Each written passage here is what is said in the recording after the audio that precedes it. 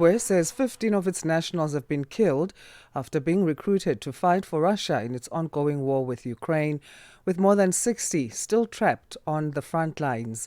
Zimbabwe is the latest African nation to report on its nationals being recruited by the Kremlin.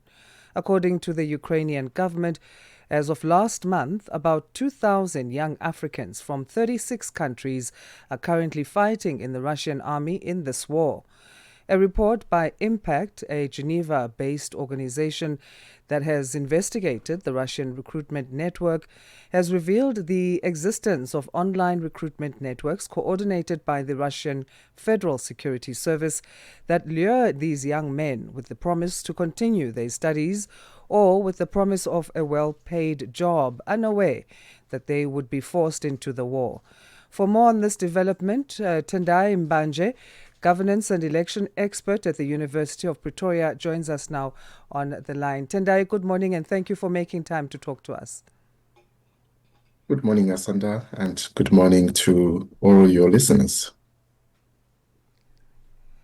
So, Tendai, why do you think Russia is intensifying its recruitment of Africans to fight in its war against the Ukraine? And is this legal? Thank you so much. First, I think Russia has found an opportunity.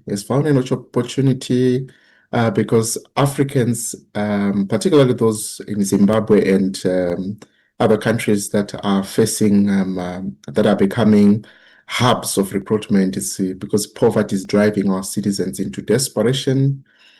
It's driving Africans who do not have military or any related background to being recruited for opportunity. But most importantly, we must know that Russia is using very deceptive tactics.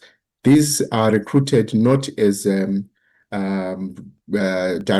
directly as mercenaries who are going to fight. They are offered other opportunities, and when they get into Russia, then they get to realize that they were deceived. So it's a recruitment based on a deception.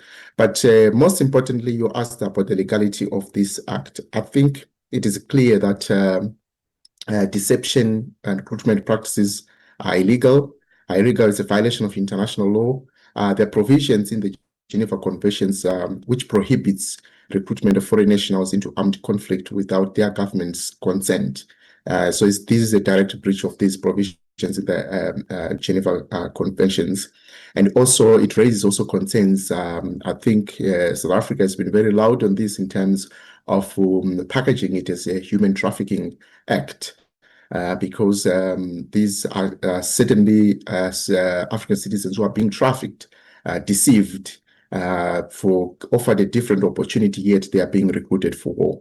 So that's definitely a breach of human trafficking acts or treaties globally, and also breaching of sovereignty of the states of where these citizens are being recruited, because without approval, it undermines the sovereignty of such nations. So those are the things that on top of my head I can point out.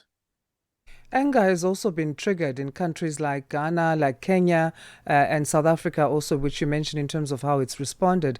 Families, we've heard in the news, have been reported to call for their government to assist in terms of those that are recruited, that are their family members. Why do you think African leaders have not pressed this issue with the Kremlin? I think the challenge we have is that some of these countries have ties, very strong ties with Russia. And maybe I would assume, I've been doing some reading, that there could be diplomatic efforts going on in terms of engaging the Kremlin on these actions. But most importantly, Russia is a trading partner of a number of African countries. So I would think that they would go for diplomacy. They would not respond in confrontation, even if this is of a serious nature. You will see that the responses that we have seen in many parts of Africa, where citizens are calling for accountability, the response has been seen as very weak. I think there's a lot of diplomatic engagements going on without much public, without notifying the public on what steps has been taken, which is a sorry state because this is a very serious offense that Russia is committing against Africa. Is it that diplomacy then that's making Russia not so concerned or worried about this issue in terms of how it could lead to strained relations across Africa? Because, as you say, it trades with the continent.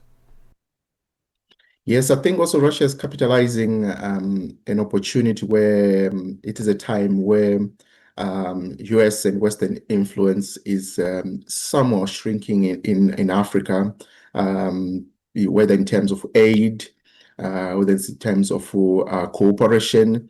Of course, we have seen over the past years that aid and cooperation, particularly aid, is shrinking both the US and the West. So Russia is capitalizing on this because it is coming also, it's trained with sanctions and stuff, is coming also to be a partner in Africa. So it is diplomacy and the desire for cooperation among African states in terms of economics and trade deals and so forth that Russia is capitalizing on. It's definitely that there's nothing more tangible that African states could hold on amid all these violations. Do you think Africa should work as a collective then in addressing this issue? We mentioned 36 countries involved in these bogus recruitment drives. Indeed, I think this prompts a response from a union, at African Union level, a firm response, because this is a serious offense. But however, the challenge that we have at African Union level is also divided interests. African Union member states, they may choose actually to forego the violation of the rights of their citizens to, particularly the leaders, to pursue their own self-interests. We have a number of countries who are pro-West. We have a number of countries who are pro-BRICS alliance, for instance. So there is no consensus, even small things at African Union level, which becomes a challenge. But 36 surely is a big number for African Union to take a firm stance to protect the citizens of this continent, because we cannot trade life with economics or with the economic benefits. That is entirely morally and legally wrong. Definitely. Tendai, we'll leave it there for now. Thank you so much again for your valuable insights. Thank you so much and have a good day. You too, thanks. Tendai Mbanje is governance and election expert at the University of Pretoria in South Africa, unpacking this issue of thousands of young Africans who are currently fighting in the Russian army in their war with the Ukraine, having been lured there with the promise of continuing their studies or getting a well-paid job, unaware that they'll be forced into a war. 36 countries affected so far, Zimbabwe being the latest. It's time for our news headlines now, 7:30 Central African time it is. Good morning, Onele.